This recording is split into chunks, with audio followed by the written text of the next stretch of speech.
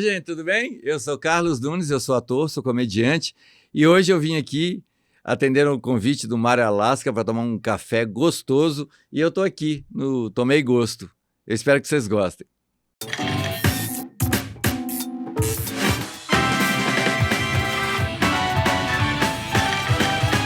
Olá, meu povo! Olá, minha pova!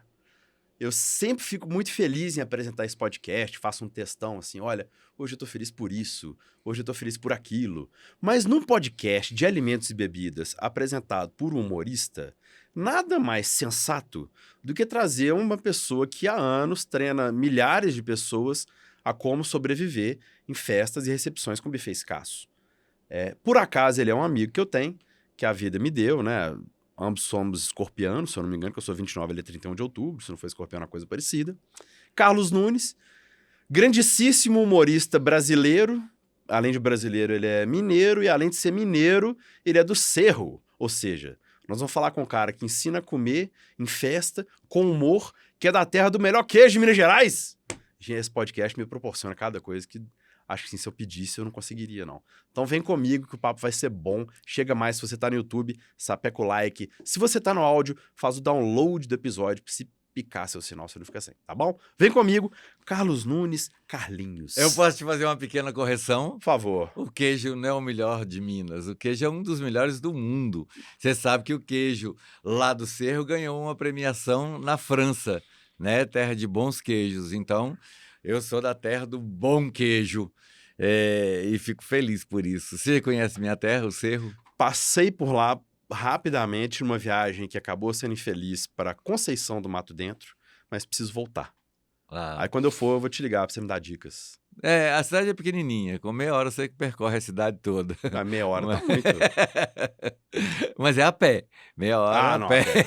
É porque tem uma ladeirona também. Só tem ladeira, lá é o caminho para o céu. Eu costumo dizer que as mulheres que moram no Cerro, elas andam na rua com um sapato de salto na mão. Quando chega em casa que ela coloca o salto, porque na rua não dá para andar de salto. É muito difícil. Mas obrigado pelo convite, obrigado por estar aqui hoje conversando com você. A gente se fala pouco, a gente se gosta muito, mas se fala pouco. Então é um prazer enorme estar aqui hoje com você para tomar um café. E é uma honra, sem brincadeira para vocês que estão ouvindo, para mim é uma honra estar com o Carlinhos aqui, porque eu tenho referência dele, eu vejo o Carlinhos há muito tempo. Eu já entrevistei Carlinhos em programas que eu fiz de rádio, mas ele veio no meu programa, não tinha acontecido a ele. Então é muito honrante. Carlinhos, cerveja, café ou vinho? Café. Mas não quer dizer que eu não goste de vinho. Eu sempre apreciei um bom vinho. Só que agora, com a idade, você sabe, a gente vai adquirindo algumas macacoas, como diz lá no Cerro. O que é macacoa? Macacoa é essas coisas, esses aborrecimentos que a gente vai tendo depois de velho, sabe? Essa chatice e tal. E aí eu tomo vinho, o que acontece? Eu tenho queimação. E uma das coisas que eu mais preciso na minha profissão são as minhas cordas vocais.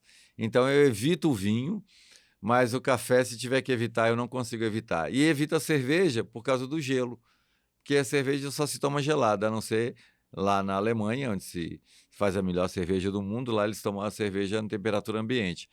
Mas aqui a cerveja é gelada, então eu evito a cerveja, evito o vinho, mas o café não tem jeito, eu tomo um café. Mas o Carlinhos aqui, eu virei sommelier de cerveja com a vida, tava te contando ali fora. Existem cervejas que você não precisa tomar absurdamente gelada. É geladinha, é temperatura de porta de geladeira. É muito frio isso pra você? Eu não tomo nada frio, nada gelado. O que acontece? Eu, como você, eu tenho sinusite. E a médica me explicou que a minha sinusite, ela se irrita. Eu irrito os meus sinos com o gelo. É macacoa, que você vai adquirindo depois de velho. Então, esse gelo, ele irrita os meus sinos e aí desencadeia um processo de sinusite. Então, eu evito tudo que possa prejudicar. E não acho ruim isso não, sabe por quê? Eu vejo uma grande musa do teatro brasileiro, Marília Pêra. A Marília, ela estava doente, sabia que estava doente, ela sabia que ia morrer, que ela não voltaria aos palcos. E ela, um mês antes de ela morrer, ela estava fazendo aula de dança, ela estava fazendo aula de voz, porque era uma pessoa que gostava muito da profissão. Eu gosto muito da minha profissão, eu gosto muito de fazer teatro. Você começou o podcast dizendo que eu ensino as pessoas a como sobreviver em festas com buffet escasso, e é verdade, eu gosto muito de ter as pessoas rindo para mim, rindo de mim, então, e eu quero entregar o meu melhor sempre.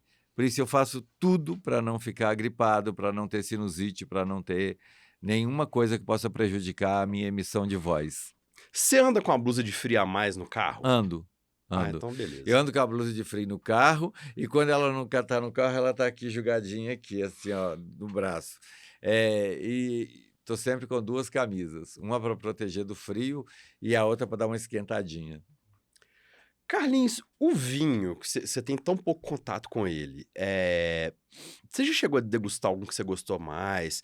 Você já chegou a entrar na onda do vinho? Ah, eu gosto da uva tal, de tal coisa assim? Ou o vinho pra ti é momento? Não, eu gosto muito do Carmenère. Carmen. Carmenère e Chirrard eu gosto muito. Mas eu tinha um vinho que eu estava meio... eu não sei se eu posso fazer a propaganda dele, porque ele é barato.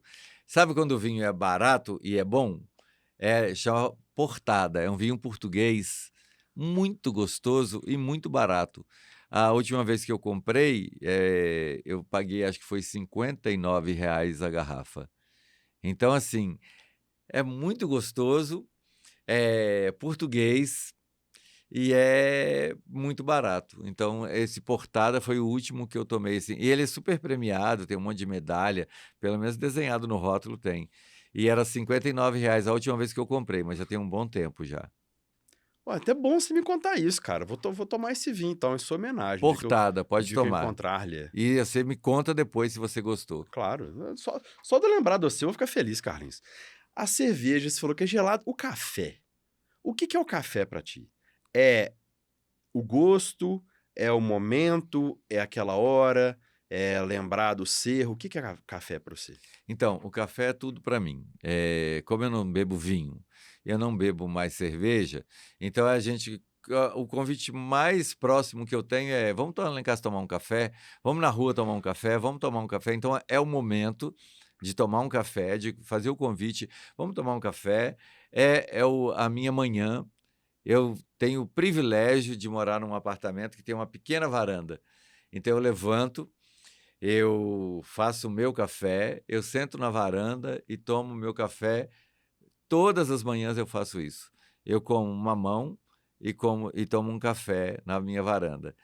E quando chega 4h30, 5 horas da tarde, se eu não tomar um café, eu vou ficando desesperado. Então eu adoro tomar um café 4h30, 5 horas da tarde, todos os dias. Mas tem que ser o quadro, você toma café expresso? Como é que é isso aí? Então, eu gosto de qualquer café. Eu falava que eu não gostava aquele de maquininha. Sim. Só que eu tenho uma madrinha que chama Beth Cury, e aí na casa dela tem a maquininha do café. E aí o marido dela tentando me agradar, todo dia ele fala assim: olha, eu comprei um que acho que você vai gostar, eu comprei um que você vai gostar. E eu nunca gosto. Aí agora ele arrumou um que é um caramelo. E aí ele coloca esse caramelo, e aí eu consigo tomar sem açúcar, sem nada, porque é uma delícia esse café caramelo que ele arrumou para mim. Então, agora eu estou gostando do expresso, estou gostando desse da maquininha, e eu gosto do coado também. Eu tenho na minha casa um coadorzinho pequenininho, que eu comprei no mercado, que faz um café. Então, eu tomo esse café todos os dias, de manhã e à tarde. Carlinhos, eu tô numa fase da minha vida, há alguns anos, já que eu moo o meu próprio café todo dia antes de tomar café. Eu vou te contar, você não vai acreditar, e você está convidado para ir lá em casa. Por favor. Eu tenho um moedor de café. Por que você não usa? Não, eu uso às vezes. Eu fui tomar um café que dizem que é o melhor café do Brasil. Eu não sei se você já foi lá. Fala. Hã? Qual? É lá em Contagem. Chama Will Barista. Ah, no Will. Abraço, Will. Ah, Você foi lá? conheço ele Eu demais. fui também. Ah. E aí o Will falou comigo assim: você tem que moer o seu café, fica muito mais saboroso e tal. Aí fui lá no Will, aí ele me apresentou esse moedor de café. Aí eu comprei o moedor de café. Então eu tenho. Nem sempre eu moo o café, porque eu acho que dá um pouco de trabalho e tal. O café da tarde dá para moer, mas o café da manhã eu levanto, vou à academia e tal. A manhã da gente é muito corrida, né? Então a minha manhã eu não moo o café não, mas à tarde eu sempre moo o café. Abraço, Will. Aí, Will, você converteu mais um pro café, hein, Will? Um abraço, Will. Ah, o Will sabe tudo. Então Figuraça. você já tomou café lá? Claro que eu fui no Will. Oh, Cara, o Will é uma peça rara. e é linda a história do café como ele conta, não é? Ô, Carlinhos, As cabras que comiam café. Você não lembra? né, porque quando eu fui lá, nós falamos de tanta coisa, mas já lá na frente de cafeteria, de não sei o que lá, que esse show, e eu meio que me identifiquei como um amante do café, fui perguntando muita coisa, então ele falou, acho que eu vou dar o segundo papo só nele. Esse primeiro papo dele eu não tive, mas eu vou lá pra ter Então esse... você vai, que ele vai te contar a história do café, que é muito legal. As cabras comiam os carocinhos de café e elas ficavam muito elétricas. Aí o cara descobriu isso e tal, foi aí que surgiu. Vai que você vai gostar. Eu não saberia contar, então é melhor que eu não conte uma coisa que eu não tenho. E pra quem tá ouvindo a gente aqui, o Will, se você já viu o Globo News e assistiu o Ariel Palacios, que é um cara que tá de colete e gravata, é o Will. Ele fica vestido daquele jeitinho, ele colete, gravata e barbinha, né? É uma delícia a cafeteria dele. Grande Will. Carlinhos, mas essa onda das cafeterias aqui de BH, você já pegou? Você sai pra tomar um café, você tem um paladar, fala assim, eu quero tomar um café de tal lugar e o de tal lugar pra eu ver se eu acho isso ou aquilo outro. Domingo passado, tem um pessoal que a gente viaja junto. Geralmente a gente combina uma viagem junto, assim. E aí eles combinaram da gente tomar um café para comentar a viagem e para a gente também marcar uma próxima viagem. E aí a gente foi aqui, no Granulado, aqui. Bom. Aí tomamos um café lá pela manhã e o café se estendeu a manhã inteira. Foi até, acho que 1h da tarde, a gente estava lá tomando café ainda. Eu, de vez em quando, saio sim para tomar café. Eu vou no Starbucks, lá do Shopping Boulevard, que é um lugar que eu gosto muito. Eu adoro Shopping Boulevard. Mas eu gosto muito de tomar café na minha casa, na minha varanda. Eu sou mais de convidar as pessoas para ir na minha casa do que sair para tomar um café com elas. Eu gosto muito de receber. O que você serve no café da tarde do Carlinhos? Então, eu faço um pão que é maravilhoso. Ó. Eu faço um pão muito bom. E ele sai quentinho, a gente passa uma manteiga nele assim. É uma delícia. E é extremamente simples de fazer. Se quiser, eu dou até a receita. É um pão de liquidificador. Se você bater no YouTube, você vai aparecer para você. No YouTube, no Instagram, ele está em todo canto, tem esse pão de liquidificador. Ele é muito gostoso. Eu faço um bolinho que a Naila Bizardi me ensinou a fazer, que é com flocão de milho. Ó. É extremamente simples também. É um ovo, meia xícara de floco, meia xícara de leite. Você mistura aquilo tudo, põe no micro-ondas e deixa 3 minutos, ele assa ali, é uma delícia também. Então, eu gosto muito de fazer as minhas coisas. Eu tenho prazer em fazer comida, eu tenho prazer de fazer para o outro, sabe? Eu gosto muito disso. Então, eu sempre convido as pessoas para ir na minha casa. Você está convidado com a sua noiva para ir lá em casa tomar um namorada, café. não me noiva ainda não, Carlinhos. É namorada? Namorada, vocês estão na pressa, bicho. Namorada, calma. Foi ela que me falou que era noiva, então. Ô, Carlinhos, engraçado, cara. Você falou uma coisa que me identificou muito aqui. Eu adoro fazer café pra galera. Explicar, eu vou fazer esse café desse jeito, por causa disso e tal, não sei o quê. Eu ando com a minha mala de café, o dia que eu for na sua casa eu levaria a mala dos cafés, né? Você faz os comes, eu levo os bebes, a gente faz um meio termo assim. Mas será que isso é a veia do humorista, assim, de entreter? Porque, por exemplo, o Fabiano Cambota, humorista, já foi garçom, já foi um monte de coisa. Eu também já fui garçom. Pois é. Estevan Gaipo, o nosso novo... Adoro ele. Mais novo papai do Brasil, um abraço pra ele, já foi garçom. Cara, uma galera já foi garçom. Ou bartender. É da raça entreter, fazer um café pra gente... O que é isso, assim, de querer servir o outro? É um drive de querer entreter o tempo inteiro? Eu acho que o balcão é uma escola. O balcão de bar é uma escola.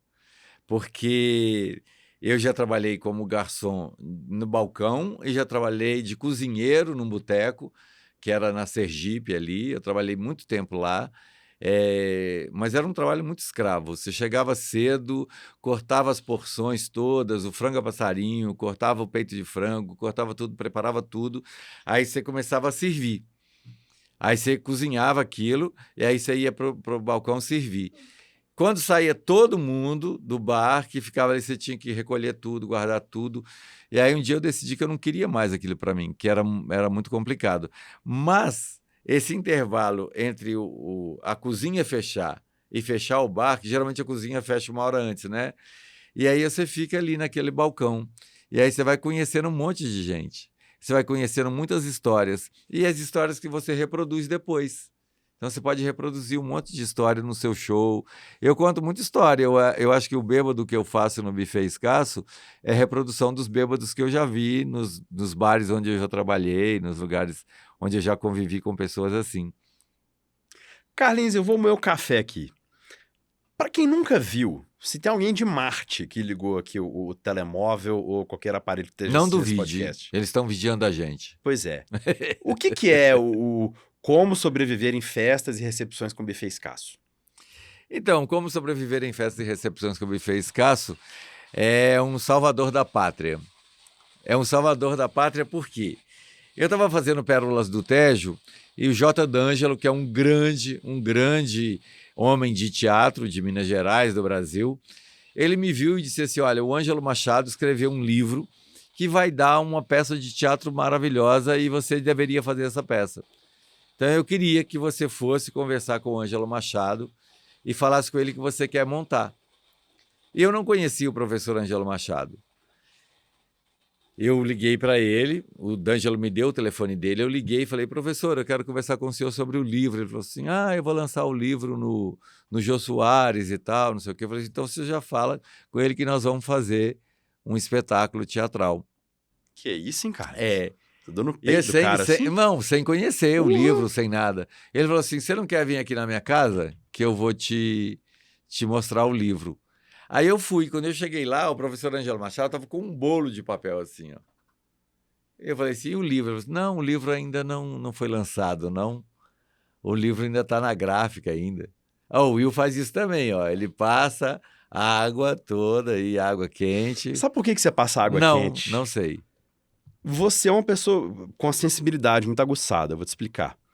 Sabe aquele cheiro de papel? Sim. Cheiro de papel? Sim.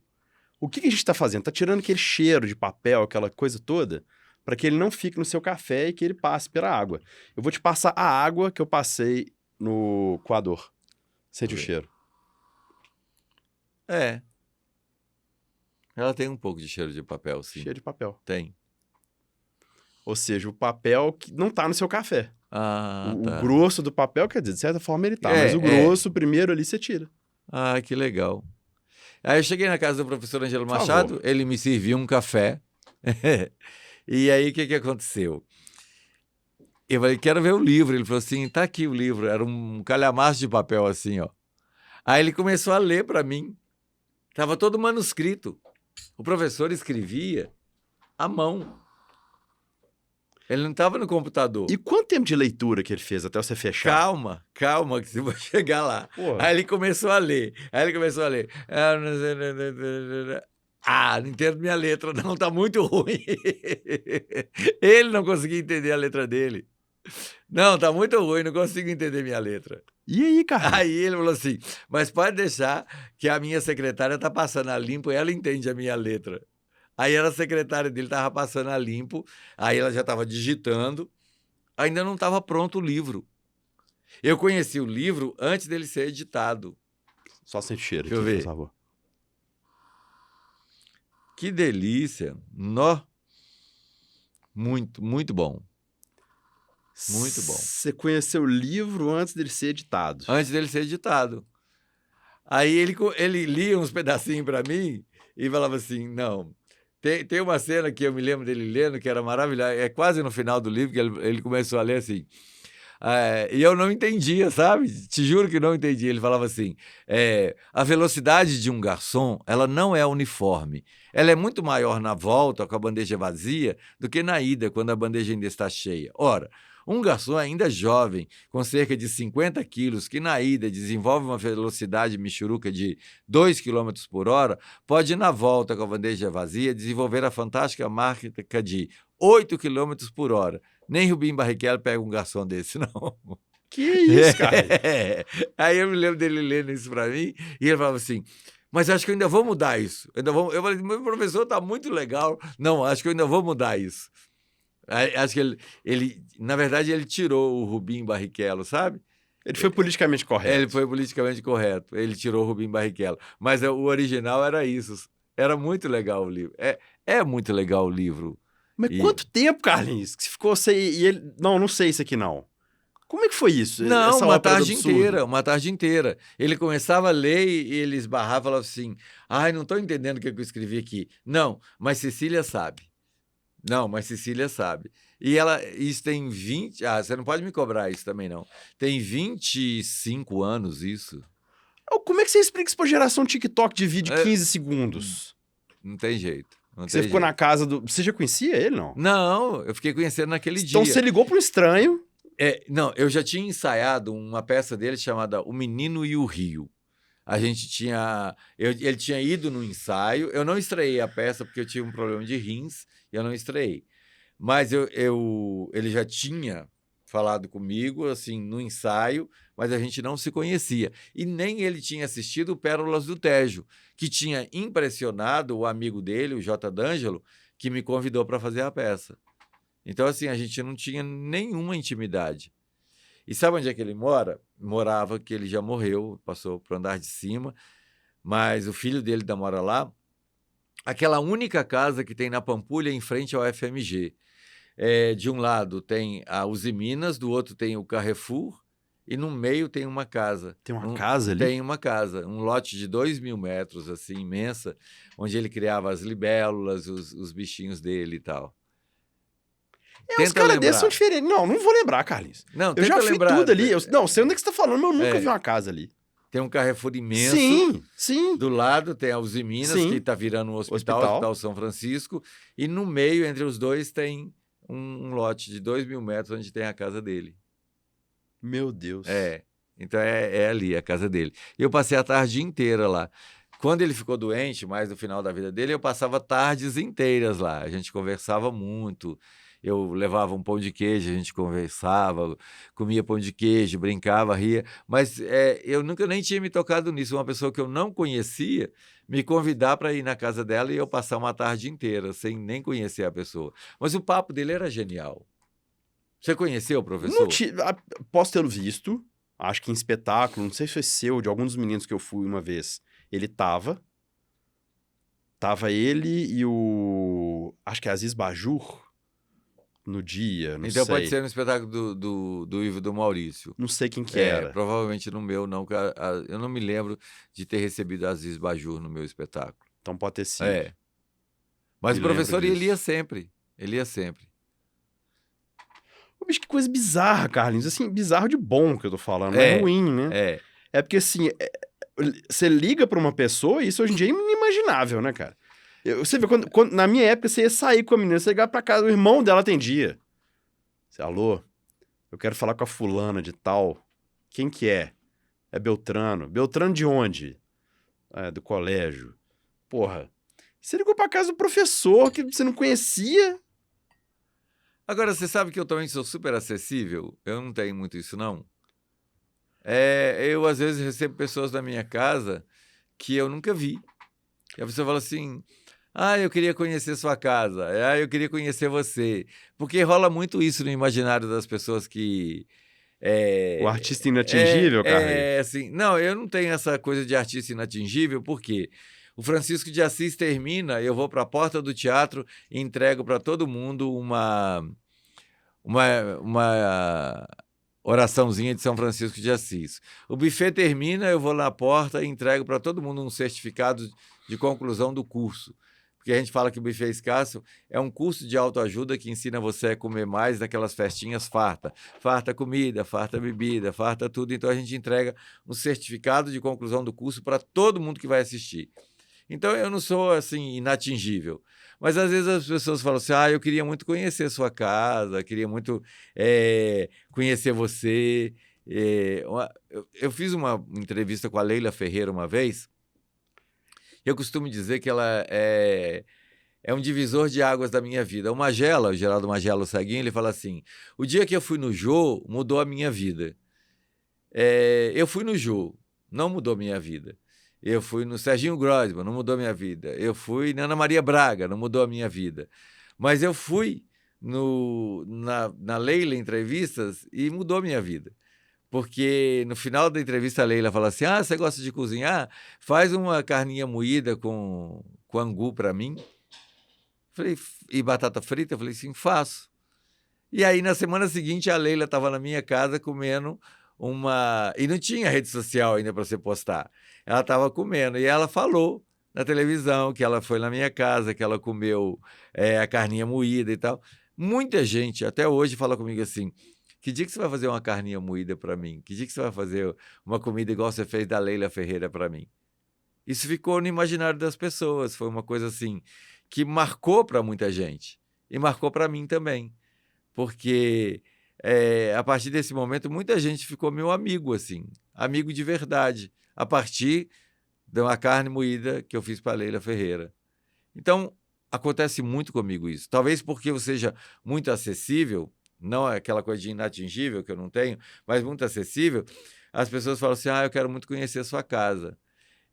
Quando a minha mãe era viva, as pessoas falavam todos os dias, como eu cito a minha mãe em todas as minhas peças, eu sempre tenho na minha mãe uma referência de vida, de honestidade, de alegria, de humor. Então as pessoas falavam assim, eu queria conhecer sua mãe. Então toda semana eu levava alguém na minha casa, na casa da minha mãe para conhecê-la. Toda semana tinha isso. Alguém ia na casa da minha mãe conhecer.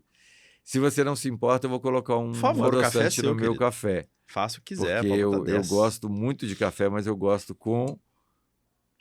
Café é seu, querido. Carlinhos, engraçado, cara. A Leila, quando ela me recebeu pra gravar, eu gravei esse podcast com ela, mas era só áudio. Não tinha o vídeo ainda. Eu fui na casa dela entrevistá-la. Tinha uma mesa mais ou menos do tamanho dessa aqui de café da tarde, cara.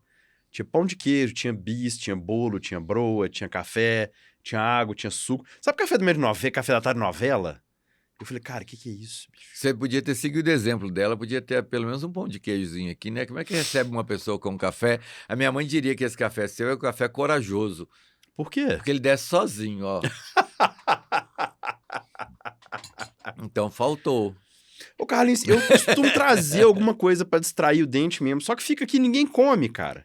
Aí no final da gravação fica duro igual um pau. Eu falo, pô, desperdício de comida, Você podia ter falado comigo, traz um pão de queijo, traz alguma coisa que eu não vou falar nada. Eu traria. Que eu não vou trazer nada. Você podia ter falado comigo, eu traria também. Não, no próximo que eu te dei.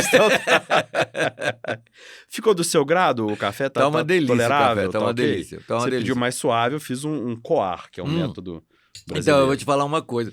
Citando a minha mãe de novo, né? Ela diria assim, nossa senhora, transparente, tá fraquinho demais esse café seu. Mas o sabor tá maravilhoso, a cor é que não tá forte, né? A gente associou a cor do café à intensidade. A cor é a torra do grão do café. E aí você que é uma pessoa que vai pra cozinha, você sabe, se uma carne, se você cozinhar demais, ela vai ficar comestível? Vai, mas vai ficar um gosto de sola, né? O café é a mesma coisa, por isso que tem a torra média, que vai dar esse tom mais âmbar, mais cobre, né? Menos marrom. Então esse é uma torra média? Torra média. Esse pra mim é até médio escuro, pra ser sincero, então são um pouquinho mais claras, né? Seria um paralelo parecido com a carne. Se você tostar demais a carne, tem quem goste, né? Que vai achar graça numa carne X mais tostada. E tem os usos de cada torra. O pessoal do Expresso gosta de fazer uma torra um pouco mais intensa, um pouco mais torrado do que o café para fazer no V60, no Coar, enfim, os outros métodos filtrados, enfim. E isso varia muito, mas... Agora, o café é torrado de uma forma mais... eu me lembro da minha infância, a minha avó, a minha tia, ela torrava o café assim, ela plantava o café no quintal, a gente colhia o café com muito cuidado, porque jararaca gosta muito de pé de café, então a gente ia colher o café, ela separava tudo, secava o café... E aí, para torrar, era um negócio que botava no fogo, assim. Uma bola. Em uma bola, e ia rodando assim, como se fosse uma pipoquete deitada. Sim. Uma pipoquete deitada, e fosse tocando assim. E aí, eu tinha uma tia que ela tinha um problema, sabe? Que ela tinha uma boca torta. E aí, a minha avó dizia que a minha tia estava torrando o café, e ela abriu a janela, aí entrou um vento, ela torrando o café, entrou um vento, ela entortou a boca assim. Mas diz que é verdade. que tem isso. Diz que é verdade, porque o café é uma temperatura muito alta, né? Sim. Você está fazendo comida, tá ali, as panelas estão ali, mas o café é uma temperatura muito alta. Aí você vai torrando e aí, quando ela bateu o vento, entortou a boca e ela ficou... A gente ouve falar isso, né? Que você não deve sair da sauna, tomar contraste, que você fica torto, né? Eu não Mas tem sei. gente que sai da sauna e joga na O piscina meu gelada. otorrino mesmo não deixa eu sair da sauna e tomar contraste. Ele fala assim, se for na sauna, não tome contraste, evite sauna, que o seu caso é muito chato. É, Não é isso que ele fala, não, mas eu um não abraço, gosto de doutor sauna. Ricardo. Não gosto de sauna. Ah, o vapor eu acho que dá uma limpada aqui, mas o contraste me arrebenta depois. Ah, A mas idade, né, Carlinhos, que eu tô chegando. eu sei, quando chegar na minha idade que você vai saber o que é idade. Aí você coloca aqui assim um pouquinho de Vic Vaporub, aí descongestiona. Eu sempre passo um pouquinho. Vou aqui. fazer isso. É bom. Fará isso. Carlinhos, o como sobreviver em festas e recepções com buffet escasso? Você já falou que as pessoas se convidavam meio que pra ir na sua casa. Mas já teve alguma vez que você fez infinitas... Você tem noção de quantas apresentações você já fez? Eu nessa não peça? tenho, mas a gente estreou em julho de 2000. Então, tem 23 anos.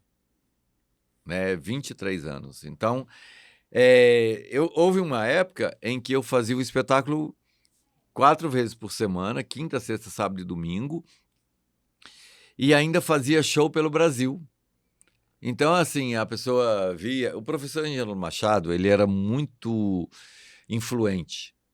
Então, quando a peça estreou aqui, aí tinha um congresso lá em Santa Catarina, ele era neurocirurgião.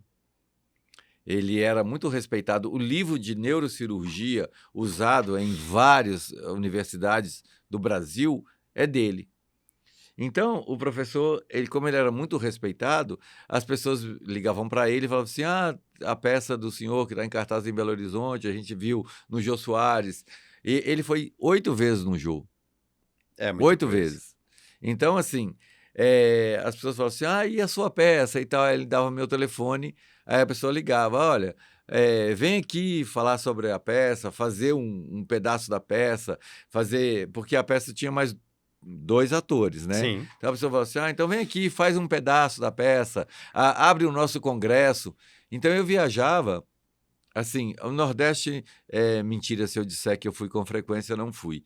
Mas eu viajava com muita frequência no Sudeste, no Sul, sabe? No Centro-Oeste, eu viajava muito, levando o nome do professor, levando o nome do buffet escasso. Às vezes não era o espetáculo todo, mas era metade do espetáculo. E com isso, o espetáculo ficou muito conhecido. Eu não sei te dizer exatamente quantas pessoas viram o espetáculo, quantas apresentações eu fiz, até porque eu fiz muita apresentação que não era o espetáculo inteiro, mas era metade do espetáculo. Você fez Então, um pocket show. Um pocket show, era isso, um pocket show do buffet escasso. Então, geralmente eu contava uma piada antes, que era do Pérolas do Tejo, e depois eu entrava no buffet escasso. Que é uma coisa que eu faço até hoje ainda, em muitos lugares. Por exemplo, eu fui apresentar semana passada no Hotel Fazenda Tauá. E era o espetáculo. Chegou lá e eu vi que não dava, porque tinha uma banda montada no palco. Não dava para fazer o espetáculo como ele é, como ele foi concebido para ser. Aí a gente fez um arranjo. Era o buffet escasso? Sim. Mas também não era como a gente faz no teatro. Mas o espetáculo, assim... Milhões de vezes eu apresentei. Qual que foi a maior plateia que você já teve? Maior plateia do buffet? Do buffet. Do buffet. A maior plateia no buffet escasso foi Palácio das Artes. 2.200? Não, 1.609 pessoas. 1.609. Eu já fiz na rua. Eu fiz uma cidade do interior na rua que sumia de gente. Mas eu não sei quantas pessoas são. Fiz um festival de rua. Em vários lugares eu apresentei na rua também, mas eu não sei te dizer assim. Agora, a maior plateia que eu já tive foi Caete que me proporcionou. A gente fez aquele Uai Folia. Carnaval? Uai Folia, lá no Mineirão. Vocês apresentaram? Apresentamos lá. 45 mil pessoas. Como é que foi isso, Carlinhos? Foi... Eu não sei te dizer como foi exatamente. Por quê? A gente é tomado de uma emoção, de uma coisa tão grandiosa, que fica muito maior que você. Quando foi dando a hora, que a gente escutava o barulho, o povo gritando, o povo gritando, o povo gritando, e eu entrei antes da Ivete Sangalo, eu Meu e a Deus. Caiete. Então a gente entrou antes da Ivete Sangalo, 45 mil pessoas gritando Ivete e tal, aí a gente entrou. E eu entrei fazendo um personagem do Buffet Escasso que eu fazia um bêbado. Então eu entrei bêbado procurando Dalila. Ela estava lançando a música Dalila, estava tocando em todas as rádios. Eu entrava, eu quero falar com Dalila, Dalila, quem deu Dalila? Eu quero falar. Aí a Kate dizia, tá bom, não, então ótimo, a Dalila vai chegar daqui a pouco, só aguardo. Eu vou esperar nada mais, eu não aguento mais esperar. Eu cheguei aqui a meio-dia, eu estou esperando a Dalila, já tomei 50 cervejas, já tomei 50 Coca-Cola, já tomei 50 pinga. Eu já tomei tudo, a Dalila não chega, cadê Dalila? E eu ia falando bobagem e tal, e até que a Ivete Sangalo entrava, sabe? Então Que foi legal. muito, muito legal, foi muito Que legal. E barato. assim, então eu fiquei uns 2 dias com esse barulho, sabe? Dessa multidão, essa coisa grandiosa, assim. E eu fico imaginando que esses atores que fazem, esses cantores, né? Que fazem essas coisas grandiosas, assim, eles devem perder uma energia muito grande. Porque, por exemplo, eu já fiz o Palácio das Artes, 1.500 pessoas, mas as pessoas estão ali sentadas, elas foram ali para ver, sabe? Então você A entra e caixa fala preta, assim, né? você entra e fala assim, você está protegido pela luz, você está protegido pelo cenário, você está protegido pelo figurino, você está protegido por um texto que você já testou e já sabe que ele dá certo. Então você está protegido por uma história que vem do espetáculo. Quando você vai fazer uma coisa dessa grandiosa assim, você está completamente desprotegido. Tem uma multidão imensa que não foi ali para te ver e que você precisa dar o seu recado. Então, eu não sei te dizer exatamente o que aconteceu, sabe? Eu sei que eu fui tomado por uma emoção muito grande. Primeiro que a gente conheceu, eu não conhecia a Ivete Sangalo. A Caete já conhecia. E a gente encontrou com ela no Hotel Ouro E Minas. como é que ela foi? Ela foi extremamente simpática, extremamente simpática. Simpática e linda, linda. É uma pele, uma coisa, sabe aquela aura de estrela que eu já tinha visto na Xuxa, quando eu conheci a Xuxa, assim, ó. Quando eu abracei, beijei a Xuxa, conversei com ela. É, eu já fui muito ousado. Eu e o Amaury Reis, a gente gravou um piloto de um programa e levamos para a Xuxa ver. Aí chegamos lá e chamamos o diretor da Xuxa, ele falou assim, olha, eu vou ver. Se eu gostar, eu vou passar para ela. Vou ver o piloto. Aí ele viu o piloto, voltou e falou assim, olha, eu gostei muito, eu vou mostrar para ela. Aí, quando ele voltou, e a gente no camarim do Projac, quando ele voltou, ele já voltou com a Xuxa.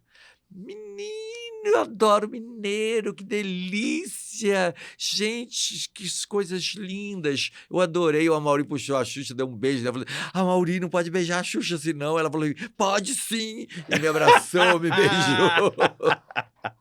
Foi uma delícia o primeiro contato que eu tive com a Xuxa, sabe? E ela adorou o programa, só que não foi pra frente, não vingou, porque mudou a direção e tal. Não deu certo. Todos os mineiros têm um caso desse, né, cara? Então, eu fui fazer um negócio e foi, chegou lá na hora, mudou a direção e tal. A, É. a nossa, a nossa história tem uma coisa parecida. Mas Os a mineiros, história assim. mais gostosa minha, que eu mais cheguei pertinho, porque essa foi só a Xuxa mesmo que falou, mas a que eu mais cheguei pertinho foi assim, eu fui contar uma piada no show do Tom. Aí eu cheguei no show do Tom, o Tom me recebeu com o maior carinho do mundo, ele sabia quem eu era. Eu Uhum. achei extremamente estranho isso, mas o Tom sabia. Eu tinha ficado no segundo lugar do prêmio Multishow do Bom Humor Brasileiro. Ó, legal. Só que o primeiro lugar, quem ficou foi a Cláudia Rodrigues. Então, assim, ela ofuscou todo mundo, né? O Diogo Portugal ficou em quarto. Olha só. Então, todo mundo, os olhares se voltaram mesmo para a Cláudia Rodrigues. Que casting, hein? Que casting, hein? Foi muito legal. E aí, quando o que eu tava falando? No show do Tom, no você show se do Tom. apresentou, o Tom te No show do conhecia. Tom. Aí ele me chamou pra contar uma piada lá. Eu fui lá contar uma piada. Aí contei a piada, na hora que acabou, o diretor falou assim, atenção, Carlos Nunes, continuar no camarim. Aí eu tava com o Bruno Mota. Sim. Aí o Bruno Mota falou assim, será o que aconteceu, hein? Eu falei assim, Bruno, eu devo ter falado alguma coisa muito errada que não pode, vambora. Vambora. Aí vamos embora. Eu e Bruno Mota fomos embora. Aí quando chegou no hotel, que era a Record que estava pagando, porque a gente tinha ido lá para contar piada, o motorista falou assim: olha, recebi uma mensagem aqui dizendo que é para voltar com vocês. Não é para deixar vocês e ficaram no hotel, não. Eu falei, agora. Aí piorou tudo agora.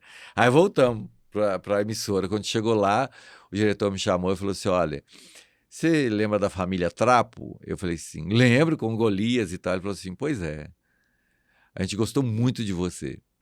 A gente quer você no nosso próximo projeto, que é a Família Trapo. Nossa. Menino, eu fui no céu, eu E voltei, aí? eu fui no cel, eu voltei. E aí, pra mim, a E Record você ia já ser era o o Ronald céu. Golias? Você ia ser o personagem do Não, Golias? acho que não. Acho que era o Tom Cavalcante que ia ser o Ronald Golias.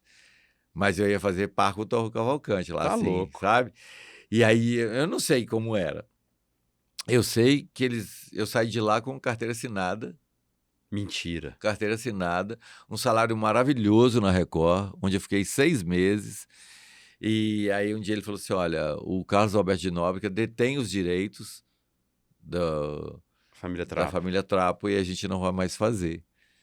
E aí eu fui sair da Record. Mas era maravilhoso, o salário era maravilhoso. E eles me aproveitaram no programa do Tom. Aí eu fazia umas participações no programa do Tom. Era bom, mas eu queria fazer mesmo, era a família Trapo, né? Você é louco. E eu não entendo até hoje como eles não conseguiram esses direitos para fazer a família Trapo, porque a Globo tirou do ar a Grande Família. Então a família Trapo seria uma coisa que ia, sabe, substituir a família a Grande Família, porque o formato não é o mesmo, mas tinha um nome família, né? Tem assim, é da mesma esquete, época, plateia, né? é da mesma época, é plateia, é da mesma época. Não, tem um núcleo familiar também. Tem um núcleo familiar, que era a Né? Renata Fronze, né? Você lembra? Renata Sim, Fronze, sim, sim. a Belo, o Ronald Golias, o Jô Soares. Eu já entrevistei para esse podcast à distância, só em áudio, o que fazia aquele negócio de supermercado, meu Deus do céu. Que era o molequinho da família Trapo. Ô, meu pai. Não lembro. Renato Corte Real. Mas ele não era molequinho, não. Ele já era um senhor, já. Renato Corte Real. Real. Ele Leal fez... Real. Renato Corte Real. Mas ele já morreu há muitos anos. Não. O novo. Ah, tá. O filho, então. O filho. O filho, tá. O filho. O Renato Corte Real era É que o pai. fazia o Lelé e o da Cuca, junto com o Jô Soares. Você O lembra? filho de Ricardo Corte Real. Ricardo Corte Real. Ricardo Corte Real. Ah, Não, tá. Perdão, Ricardo, você. Perdão, você foi super gentil comigo no telefone. Na gravação. Tá em áudio, viu, gente? Ricardo Corte Real falando comigo, ele fala sobre família Trapo e gravação com o Jô. E o pai era genial também, né? O pai era genial. Infelizmente não pude ver, mas a obra tá aí, né? Mas você não viu nem no Jô Soares, ele com o Jô? Pouco, fazendo Carlinhos. o Lelé e o da Cuca? Pouco. Assim, se eu googar, eu vou achar. Se você botar lá, você vai achar. Mas eu lembro pouco do Jô, assim. Eu lembro do Jô, porque o Jô que tinha um jornal que era com o cara fazendo libras, meio zoado, né? Linguagem de sinais. Não tinha isso. Esse eu não lembro. Porque na nossa casa, 200 anos atrás, a gente fazia essa brincadeira, assim. Tinha uma janelinha alta, um falava, o outro ficava falando, fazendo gesto e tal. Eu tenho poucas memórias do Jô, assim. Mas subindo patamares, né? Mas do Chico você lembra dos programas Claro, do Chico? do Chico, sim. Não, do Chico eu lembro. O Chico eu lembro. Ô, Carlinhos, nós somos tão longe, cara. Meu Deus. Você encontrou com o Tom também. E o Tom foi sempre gentil contigo, né? Muito, extremamente gentil. Extremamente gentil. Aconteceu uma coisa com o Tom, que foi assim, uma coisa impressionante. Você sabe a televisão como é, né? Vai fazendo tudo. Na hora que fala gravando, não para mais. É igual aqui, já acendeu esse podcast, já acendeu a luz aqui, já ligou a câmera, já tá mandando a imagem para lá para gerar, para tudo. E a televisão é a mesma coisa. Então esse negócio de dizer assim, eu vou gravar novela, se eu errar, faz de novo. Não faz. Não faz. Corta a sua cena, mas não faz. Por quê? Porque é muito dinheiro envolvido. É muito profissional envolvido. É uma linha de produção, né, cara? É uma linha de produção. Assim. Então, o programa do Tom era a mesma coisa. Então, quando falava gravando, é porque já tinha aceso milhões de luzes, já tinha gerando a ponta imagem. do iceberg, né? Eu vou te contar uma coisa, Carlinhos. Eu fui no programa da Ana Hickman, nos tempos de comédia. que foi o Glauber ganhou um concurso. Aí depois do Glauber, foi o Glauber e o Cristiano Junqueira. O Glauber ficou em primeiro lugar, o Thiago... Comédia. Não, o Thiago Comédia tinha ganhado antes, a Ana Hickman. Ah, Aí o Glauber ganhou, o Thiago, que tá famoso pra caramba agora, pô. Tiago Carmona. Não, o Thiago Carmona também é querido, um beijo. É o Thiago, oh meu Deus, lá de São Paulo. Thiago lá de São Paulo. O Thiago lá de São Paulo, famosíssimo. O Cristiano Junqueira ficou em terceiro lugar. Vou googar o nome dele aqui. É o que tem os 4 amigos, pô. Como é que ele Tiago chama? Ventura. Thiago Ventura. Ah, Thiago Ventura. E veio aqui e se apresentou conosco. Thiago Ventura veio aqui, foi lá no Bassavassi, que você ia. Se apresentou conosco. Maninho, muito bom, você vai lá, nós vamos bombar e tal. Fui, fiz, acabou. A produtora falou assim, você tem mais pra apresentar? Você não quer entrar no prêmio nosso de humor, não? Eu falei, não, porque eu não gostei. Não gostei, achei estranho. Eu dava piada, a plateia batia palma na hora de rir, ria na hora de bater palma. Você tava concentrado numa coisa, o animador tava mandando a plateia levantar pra fazer outra, eu não me senti bem. Ela falou assim, você quer voltar? Vai ter outro concurso desse, você volta. Eu falei, eu tô meio ocupado que eu faço personagem em rádio, querendo conversar. Nós vamos ter um concurso de personagem, você quer vir pro concurso de personagem? Eu falei, deixa eu ver como é que é e tal, não sei o quê. E o concurso Multishow já me ligou umas 5 vezes pra ir. Aí eles me ligavam também para eu ir, mas eu era reticente, porque em 96 eu tinha participado do Prêmio Multishow do Bom Humor Brasileiro. E aí eu tinha ficado em segundo lugar no Prêmio Multishow. Aí eu falava assim, não quero não, porque depois perde essa imagem, sabe? Por exemplo, eu contaria para você hoje, eu fiquei em segundo lugar no Multishow e em 10º na Ana Hickman. Eu não queria isso. E também eu acho que depois do Prêmio Multishow, a coisa virou muito stand-up. E eu não... Eu acho que o stand-up é uma pessoa muito inteligente, muito culta, muito antenada com a atualidade, e eu não sou isso, sabe? Eu não tenho essa coisa do cotidiano, de pegar as coisas do cotidiano. Aí você fala assim, mas o buffet escasso é cotidiano. Mas o texto é do professor Ângelo Machado, não é meu. Eu me apropriei bem do texto, mas não é meu. É do professor Ângelo Machado. Peraí, então você é comediante ou humorista? Dá pra Eu sou traçar essa linha? comediante. Explica pra gente, então, o que é comediante e o que é humorista. Então, o humorista é aquele cara que faz piada com tudo, que consegue rir do mundo do jeito que ele tá e consegue escrever o seu próprio texto. Eu não sou assim. Eu sou comediante, eu pego um texto de... Por exemplo, eu pego um texto de Martins Pena, de 1600 e pouco, de 1800 e pouco, e consigo fazer ele ficar engraçado em 2023. Mas eu não consigo escrever um texto nosso atual com a modernidade. Eu não sei ligar o celular, não sei ligar o computador. E não dá para você fazer uma piada hoje que você não fale do computador, não fale do celular, não fale dos streams, sabe? Eu não tenho essa expertise. Eu sei que eu não tenho. Posso adquirir? Posso. Se eu quiser, se eu estudar. Aí eu começo a tomar gosto pela coisa. Aí, na primeira dificuldade, eu já falo assim, eu não sou dessa época, eu não sou desse tempo, e aí eu já paro. Você mesmo já me chamou para poder fazer a apresentação com vocês lá no coisa. Eu falei assim, Mário, não é muito minha praia, eu não consigo muito fazer isso. Eu não consigo estar antenado com essa... Embora algumas empresas eu consigo ainda fazer o meu show do jeito que ele é. Contar minhas piadas do mesmo jeito, tá? E as pessoas gostam, indicam e dá certo e tal, porque eu acho que sempre vai ter espaço para todo mundo. E aí eu não quero entrar no espaço que é do outro já, que tem essa expertise, que faz super bem. Eu faço bem o que eu sei fazer e deixo que o outro faça bem aquilo que ele sabe fazer, sabe? Não me faz tanta falta fazer uma coisa que eu não sei fazer. Dito. Carlinhos, a pergunta que eu julguei, que nós fomos lá no céu e voltamos, que eu queria te fazer era o seguinte, o que é mais difícil? Encenar o espetáculo que você está familiarizado, como, por exemplo, o buffet, para 1.600, 2.000 pessoas, ou ir na casa de alguém, ser servido uma coisa ruim e falar que tá bom? Na cara da pessoa. Então, faz parte da minha educação, da minha ética e tal, nunca falar que tá ruim, né? Agora, eu sou bom de garfo, então qualquer coisa que me servir, eu falo que tá bom. Minha mãe falava assim, olha, a gente tem que comer de tudo. Pobre come de tudo. Ah, não gosto disso. A minha mãe não obrigava a gente a comer pepino, porque ela comia e ela ficava rotando. Ela falou, não, pepino não obrigo ninguém a comer. Aí depois ensinaram para ela que o pepino, se você não tirar a casca, você pode comer que você não fica. Aí minha mãe falou assim, agora todo mundo vai ter que comer pepino também. Então até pepino eu como, jiló a gente come, lá em casa a gente come de tudo. A gente foi criado assim, eu já te contei isso. A minha mãe teve 19 filhos, criou 13, e ela falava assim, pé de pobre não tem tamanho, de 38 a 44 vocês calçam qualquer número.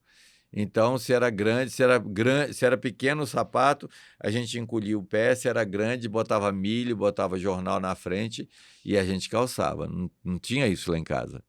Ô, Carlinhos, o que você não come de jeito nenhum? De jeito nenhum. Que você acha ruim. Come ou bebe, um gosto, o que você acha ruim? Então, eu posso dizer que eu não tenho coragem de comer ostra. Por quê? Eu acho muito feio ostra. E a gente não come a ostra, a gente come o limão que coloca na ostra. Você vai comer a ostra... Não, põe o limão primeiro, sem limão não dá. Pô, o limão já é uma coisa azeda. Aí você coloca uma coisa azeda para tirar o gosto de uma coisa que não é muito boa. Aí ostra eu nunca comi e não tenho vontade de comer, não. Agora, se eu estiver passando fome, quem sabe, me perder em alto mar, não tem nada para comer, só tem ostra, eu vou comer ostra. Mas se eu tiver que escolher, eu não quero comer ostra, não. O que as pessoas acham chique que você não acha a menor graça? Caviar. Eu acho menor graça em caviar. Aí, um dia, eu fui comer caviar e o caviar é a mesma coisa. É umas bolinhas pequenininhas assim, tem preta e tem amarela e tem rosa, umas bolinhas pequenininhas, e aí fica aquele tanto de bolinha pequenininha, você pega um pouquinho, pega uma torrada desse tamanhozinho, coloca na torrada um pouquinho de patê, um pouquinho de ovo cozido, um pouquinho de não sei o quê, um pouquinho de cebola, coloca um pouquinho de caviar e come aquilo. Eu acho uma frescura boba demais caviar. Eu acho muita frescura. Então, assim, eu como, se tiver, eu como. Se eu estiver num lugar assim, já serviu pronto um canapé de caviar, eu como. Mas o escargot, eu acho que eu não como. Eu nunca tive a oportunidade, mas se me servir um escargot, eu não quero comer. Só de ver o caramujo, assim, eu acho que não deve ser. Deve estar morto, Carlinhos. Então, pra quê? Você já comeu escargot? Já. E é bom? Eu não gostei, não. Então. Mas você gosta de moela? Adoro moela. Então, é parecido. Assim me falaram, eu não gosto de moela. Eu fui na casa do meu sogro esses dias, tem uma moelinha boa aqui. Falei, não, mas esse caldo aqui com pão, fiquei agarrado no caldo da moela. Nossa, ali. Moela com pão é gostoso demais, eu adoro moela. Lá em casa, inclusive, tinha briga por causa da moela. Porque stand de menino, matava um frango para stand de gente, então a moela tinha sempre briga. E tanto que, até hoje, as partes que eu gosto do frango é moela e pescoço. A que eu mais gosto. Velho, meu pai falava, não, meu filho, eu ficava lá em Sete Lagoas ouvindo jogo democrata com pescoço de frango. Era bom demais, eu já tentei gostar disso. Corgo. Tentei gostar disso já, Carlinhos. Não gostei. Adoro. Comida japonesa, Carlinhos, você come? Eu como, eu não vou sair. Outro dia alguém falou assim, nossa, uma delícia, tem um japonês ali, R$150 um rodízio, você come até morrer. Eu falei, R$150 um rodízio de japonês? Não. R$150, eu vou te ser sincero, eu compro um filé mignon, e aí eu como a semana toda, faço um arroz um dia, faço ele a milanesa no outro, faço picadinho no outro, faço estrogonofe de filé mignon. Com um filé mignon, que custa R$100, eu como uma semana inteira. Eu como maravilhosamente bem. Carlinhos, me fala uma coisa aqui que eu tô vendo do dilema de cozinhar pra pouca gente. Eu vou escrever um livro chamado Pessoas Solteiras Não Comem a Selga. Porque não tem como você consumir uma selga sozinho. Você tem isso também, cara? Eu moro sozinho, né? Você já fez a selga na sua casa, só pra você? Não, é muito grande uma selga, né? E acho que não cabe congelar uma selga, né? Mas eu tenho uma amiga que faz uma salada de acelga que é a coisa melhor do mundo. Com o quê? Ela corta a acelga grandona assim e coloca ela em pé no pirex. Sim. Ela coloca em pé no pirex, toda a selga. Assim. Aí depois ela faz um molho com gergelim, com óleo de gergelim, com molho inglês, com alho. Ó, Ela mesma pega o alho e ela frita alho no legal, hein, azeite. bicho? Ela frita alho. Ela rala ele e frita. E depois ela coloca em cima desse... Ou você não Ó, sabe legal, o que hein? é. Porque acentua o gosto do gergelim, do óleo de gergelim e do alho. Olha, fica uma delícia uma salada de acelga. Só que para mim não dá para fazer, eu moro sozinho. Quem que vai comer essa acelga? Pessoas solteiras, sozinhas ou solteiras, não comem a selga, Carlinhos. Não come É não. o meu livro. Carlinhos, você tem 2 experiências com cozinha, 3 ou mais, digamos assim, que eu vou lembrar de cara, né? Você me contou o caso da senhora sua mãe, do fogão a lenha, que acho que é o que o mineiro tem no coração, né? Mas outra também que você cozinhou no exército. Quando eu servi exército, eu não tinha profissão. Então, eu caí numa companhia que chama CCS, Companhia de Comando e Serviço. É a companhia que faz funcionar o batalhão. Porque na primeira companhia é o pelotão que é com fuzil. Na segunda companhia é o pessoal do lança-rojão e tal, se tivesse uma Artilheiro. guerra. A artilharia. Artilharia. Todos eles eram artilharia, Não, então né? o primeiro era infantaria, o segundo era artilharia. A infantaria, artilharia... Cavalaria. Não, cavalaria não tinha. Ah, tá. Eu servi no 12, Ah, sim. lá no Barro Preto. Não tinha cavalaria, não. Então, cada companhia tinha um pelotão de apoio, pelotão de... E a minha companhia era de serviço. Então, quem estava nessa minha companhia? Eram os motoristas, os taifeiros, que eram os cozinheiros, todo esse pessoal operacional. E aí, quando fui para o quartel, a única coisa que eu sabia fazer, eu dava 160 toques de datilografia. Você lembra disso? Sim, meu pai me fez aprender datilografia na máquina. Então, eu Ele aprendi. falou assim, meu filho, quem aprende na máquina de escrever um dia vai pro computador. Você não sabe se um dia você vai precisar ter máquina de escrever para trabalhar. Se um dia você precisar disso, você vai ter. Não vá pro computador. Eu fiz o curso de datilografia na Datimax, no edifício Caiaca. Acho que o meu mínimo era 80, metade. Não, na minha época não existia ainda o computador, né? Não existia computador, celular, nada. Então a gente fazia, a minha mãe falava, o investimento que eu vou fazer em vocês é isso, o curso de datilografia. Aí eu fiz o curso de datilografia, dava 180 toques por minuto, aí eu fui fazer no quartel o teste de datilografia para trabalhar. Aí eu não passei, porque eu fiquei nervoso e tal. E aí perguntou, o que mais você sabe fazer? Eu falei, eu sei cozinhar. Aí fui para a cozinha. A panela de arroz do batalhão é desse tamanho assim, eram 2 panelas de arroz e eram fixas no chão, porque o arroz de soldado, de oficial e de sargento era o mesmo. Então, 2 panelas enormes assim, só que eu servi exército e ainda era regime militar. Então, o exército tinha dinheiro. Então, na sexta-feira a gente fazia um peixe com molho de camarão, na outra sexta-feira era estrogonofe de camarão. E aí você pergunta, você sabia fazer isso? Não. Mas a gente tinha o Senac, lá na rua Tupinambás, onde a gente servia o exército e ainda ia lá aprender algumas coisas. Então eu aprendi a cozinhar.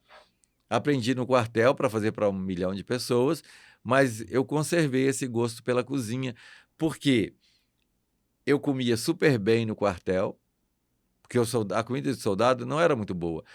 Não tinha condição de ser, porque eram 722 soldados no 12BI. Hoje tem 150, né? Mas na minha época, que era regime militar, tinha 722.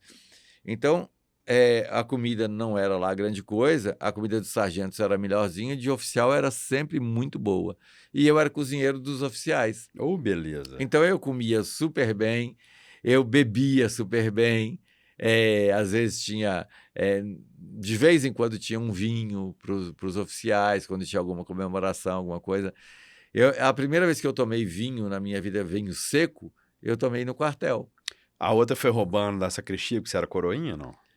Ah, minto, eu já tinha tomado, mas do padre não era seco, não, era vinho de... Eu realmente fui coroinha há muito tempo, né? E eu tenho uma coisa disso de ser coroinha. Ninguém me contou, mas eu olhando pra você, eu sabia que você tinha sido coroinha. É porque eu te falei que eu vi... Você não falou? No final de semana eu fui Aparecido do Norte, não? Não. Você nunca... ou se você falou, foi outra vez, velho. Não, Mas, bom, enfim. esse final de semana passado eu fui a Aparecida do Norte e eu fui coroinha há muito tempo e ainda vou muito à igreja. Todo domingo eu vou à missa, eu me confesso, eu comungo. Eu tenho... as pessoas perguntam assim, qual a coisa mais forte na sua vida? A coisa mais forte na minha vida, todo mundo espera que eu fale assim, é ser ator, porque eu gosto muito de ser ator. Mas eu falo, a coisa mais forte da minha vida é ser cristão. Eu vou à missa aos domingos, eu gosto de participar desse movimento da igreja, sabe? Eu gosto, me faz super bem. E eu acredito em Deus, eu acredito no Deus que vive dentro de você, dentro de mim, sabe?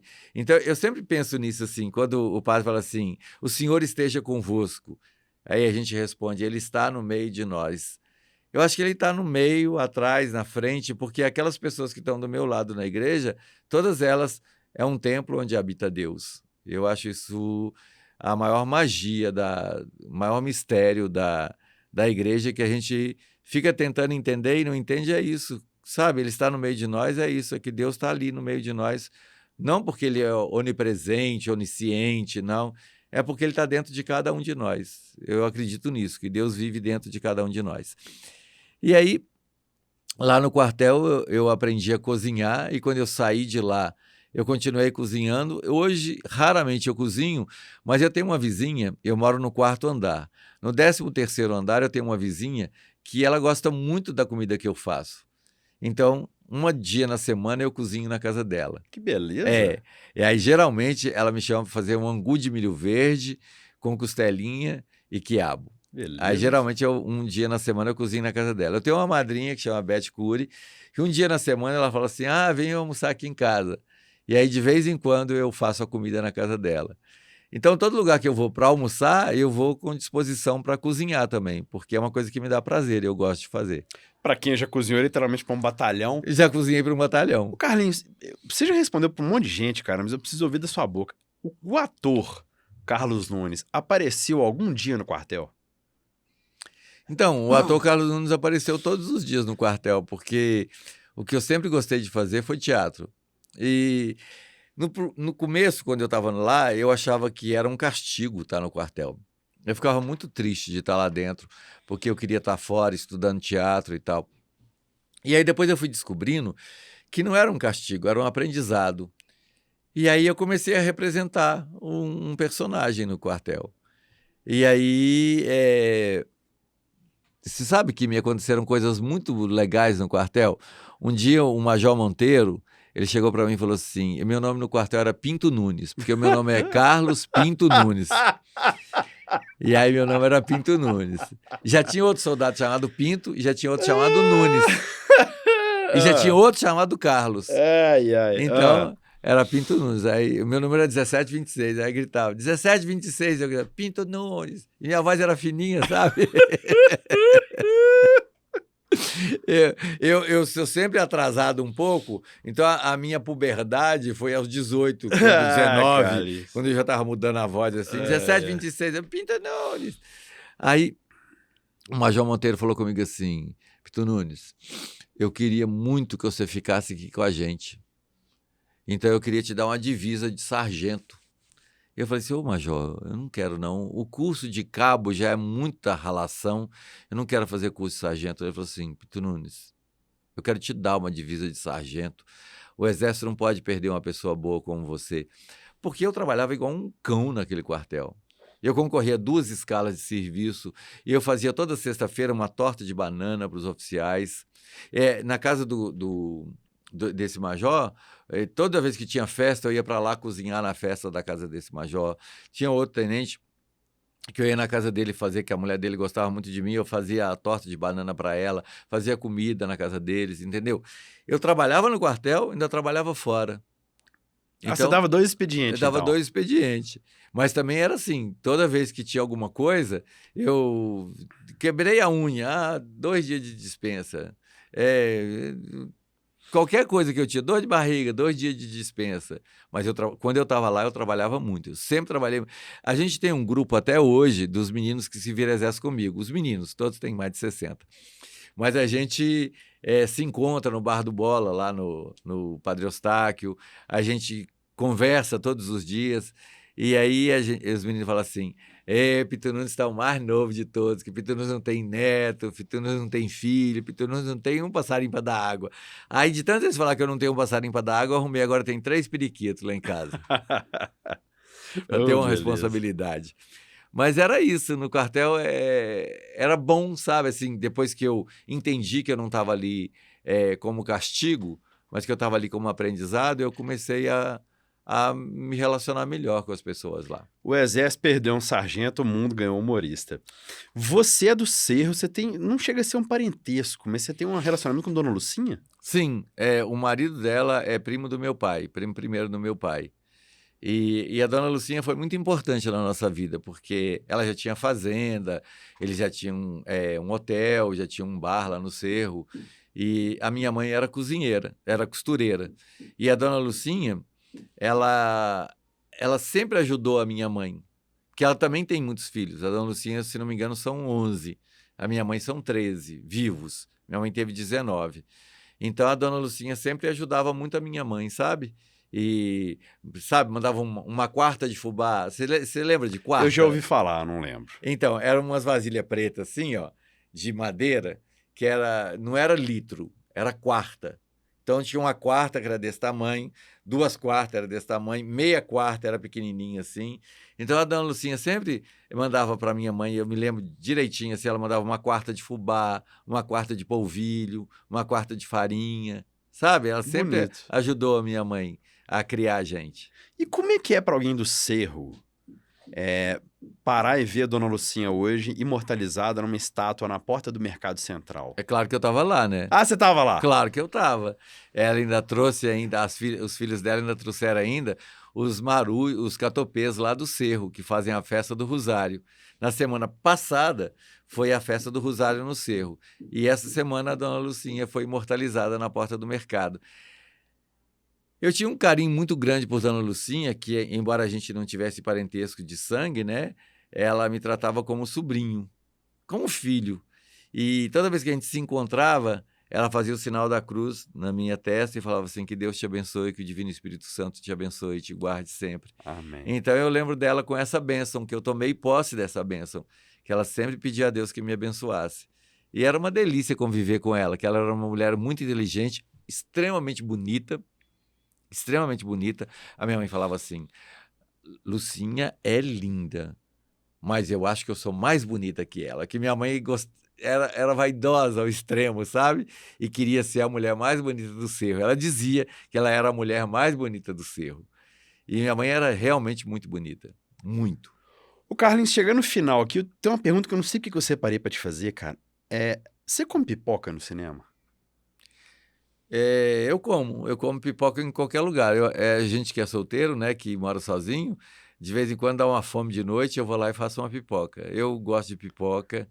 Eu gosto de pipoca salgada, de pipoca doce eu não gosto.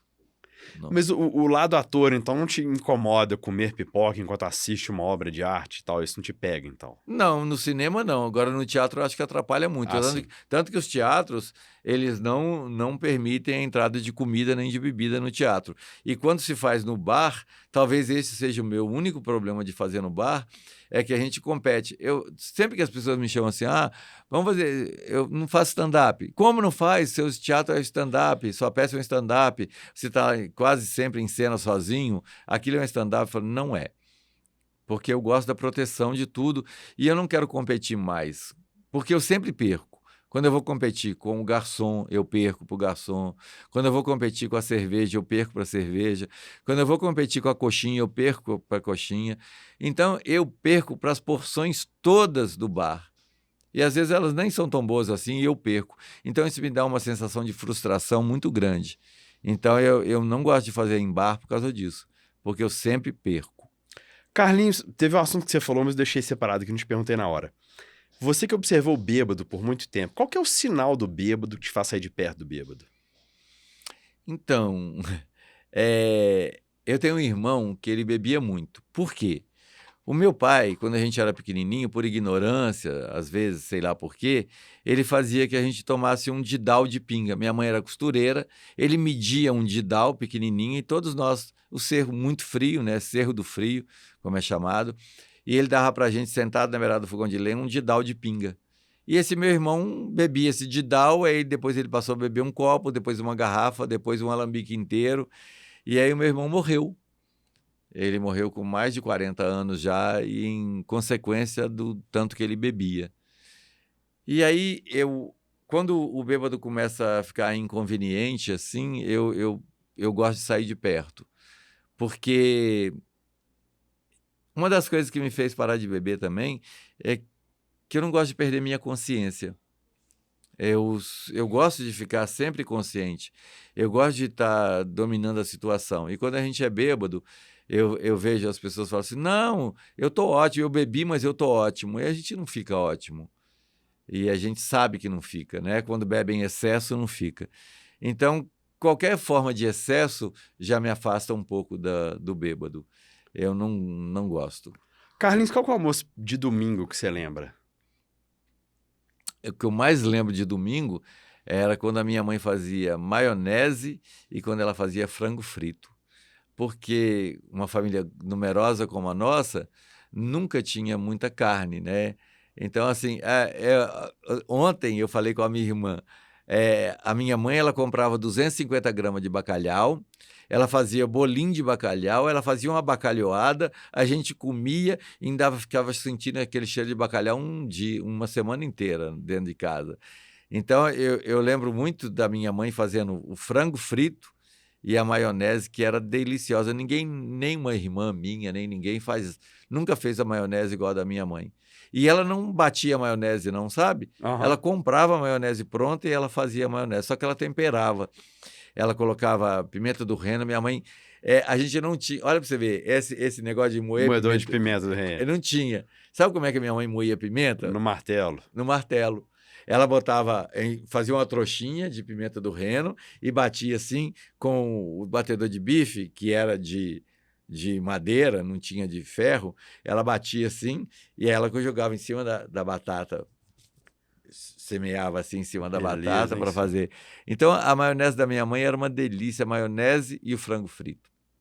Frango frito é bom. É. Carlinhos, pergunta final, infelizmente. Refeição perfeita com a companhia perfeita no lugar perfeito.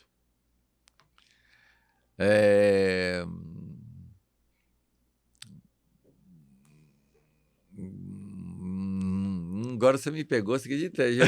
Eu fui tão assim, tão direto nas minhas perguntas, nas minhas respostas. Vamos no lugar, então. Lugar perfeito para fazer uma refeição?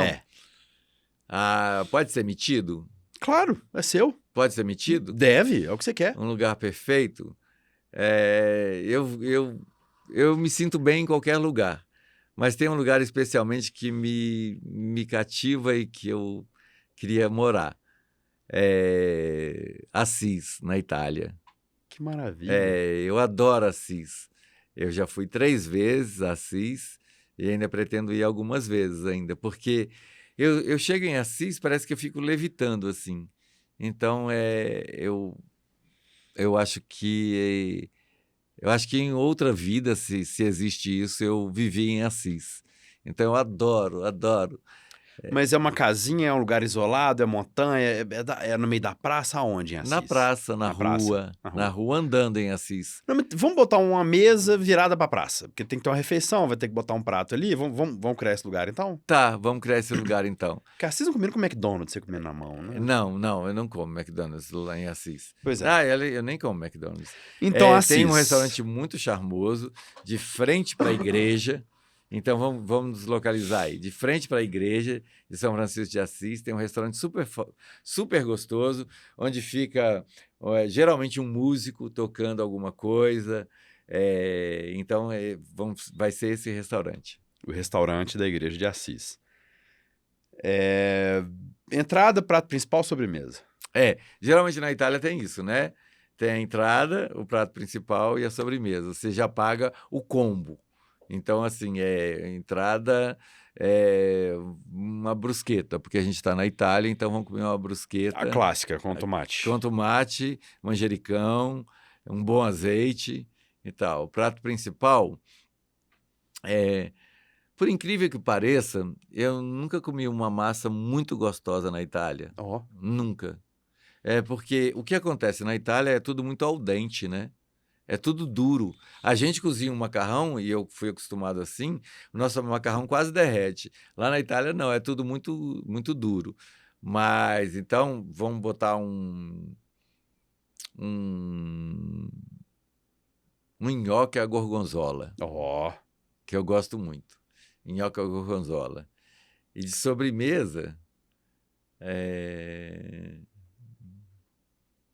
pode sugerir uma Você que tá na sobremesa. Itália, põe Assis, É, um limoncello pra terminar. Não, limoncello não. Eu não tô tomando mais álcool. Tiramisu, Um tiramisu? um Não, gelato. não. Um tiramisu também não. Eu acho tiramisu muito sem graça. Ai, uma coisa bem gostosa. Pode ser com doce de leite, Carlinhos. Você tá lá, você cria de sua cabeça. Só. Ah, então tá. Então uma ambrosia. Aí, ó. Porque tá perto de Pronto. Portugal. Portugal tem muita ambrosia Aí, ó. gostosa. Mas Resolveu. aí eu vou querer então uma ambrosia lá na Itália. Mas tem também na Itália Ah, não ambrosia. sabia. Tem. Quem está à mesa contigo? Você pode fretar um avião, tá? Não tem problema. Tem uma pessoa que eu queria muito que infelizmente não pode mais estar comigo, que seria minha mãe. Oh, que bonito. Eu acho que ela ia gostar muito de conhecer Assis, mas quando eu ganhei o dinheiro que eu podia levar, ela já não aguentava mais ir. Então,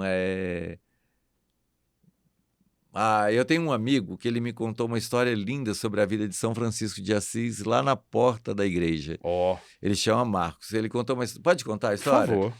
Ele contou uma história que é assim, ó. Leão, um grande amigo e seguidor de Francisco, era doido para pregar com ele. Tanto pediu, insistiu, encheu o saco, que Francisco levou para pregar.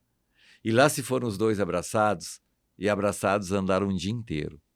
À tardinha, quando já estava escurecendo, aí o Frei Leão falou: Pai Francisco, a gente não ia pregar? Nós já pregamos, respondeu Francisco. Não, desculpa, mas a gente não pregou. Eu estudei do Gênesis ao Apocalipse, eu estudei os evangelhos canônicos de Marcos, Lucas, Mateus e João. Até o mapa das 12 tribos eu decorei e nós não pregamos. Como não? Respondeu Francisco. Se nós, abraçados, em paz com a gente e com o mundo, andamos um dia inteiro pela vila, dando exemplo de amor, união, respeito e fraternidade. Mas é que a gente não falou nada, né, Pai Francisco? Se for preciso, irmão, fale, mas só se for preciso. Aí ele contou essa historinha na porta da igreja, a gente é lindo, né? A gente entrou para a igreja e aí lá dentro da igreja eu escutava fale, fale, fale, fale, fale. Eu saí da igreja com a ideia de fazer um espetáculo sobre a vida de São Francisco de Assis. Que bonito. Que eu queria falar sobre isso, sobre São Francisco. Então eu levaria o Marcos, que é esse meu amigo que contou essa história para mim, que é a história que deu origem ao nosso espetáculo. Quando eu voltei de lá, eu contei para o Márcio Ares, que é o autor da peça, eu contei para ele essa historinha e daí ele continuou. Se for preciso, irmão, fale, mas só se for preciso. E ele continuou. Eu achei que fosse preciso falar. Me ouvir falar de um homem dessa grandeza por meio da alegria é um presente que vocês me dão na noite de hoje. Deus mora dentro de nós e por isso precisamos pregar através do exemplo. Mas cadê o riso que faz rir, a palavra de amor presente, os talentos que Deus dá a cada um de nós? Chaplin dizia que um dia sem riso é um dia perdido. Eu acredito que a qualidade de vida está diretamente ligada ao humor. Lembra? Lá atrás, no Gênesis, quando estava tudo escuro e aí Deus disse, e faça-se a luz. E a luz se fez. Qualidade de vida. Deus entendia das coisas. 1 milhão de anos depois, Mário, vem a CEMIG com aquele caminhão verde e branco, para na porta da casa da gente e corta a luz. Uma coisa que Deus deu pra gente, a CEMIG vai e corta. Salva de palmas. Carlos Nunes. Carlinhos, foi uma honra falar contigo. Obrigado por vir ser tão gentil comigo. Você é um cara queridíssimo. Muito obrigado. Aqui, foi um grande prazer. Obrigado pelo carinho que você sempre teve com o meu trabalho. Não hoje, mas uma vida inteira. Então, muito obrigado, que Deus te abençoe, te ilumine, Amém. te guarde sempre e que você seja muito, muito feliz, Mário. Eu adorei o café, eu adorei a prosa e principalmente adorei o carinho, o respeito que você tem comigo. Obrigado. Que isso, Carlinhos, é uma obrigação. Gente, depois dessa, como é que eu continuo, né? Sou Carlos Nunes, grande humorista, professor para todo e qualquer mineiro que viva do humor. Esse homem que tá aqui na minha frente é uma inspiração, pessoa queridíssima. Se você ainda não viu uma peça do Carlos Nunes, eu não entendo porquê, mas vá e assista, acompanhe esse cara. Ele não é tão de rede social, não, mas ele é de teatro. Vai ver ele no teatro, tá bom? Vou estar em cartaz. Por favor. Vai ter, então fala aí. Vou estar em cartaz agora, dias 4, 5 e 6 de agosto, no Teatro Marília. Como sobreviver em festas e recepções com buffet escasso. 23 anos em cartaz. É a peça que esse podcast vai ter que fazer alguma coisa com ela um dia. E eu te vejo uma peça, vou ter que fazer mesmo. Ó, eu vejo vocês numa próxima, eu fiquei emocionado com o Carlinhos falando comigo aqui. Obrigado, no áudio tá cheio de papo, no vídeo também, sapeca o like, fica com nós. Valeu, tchau, tchau.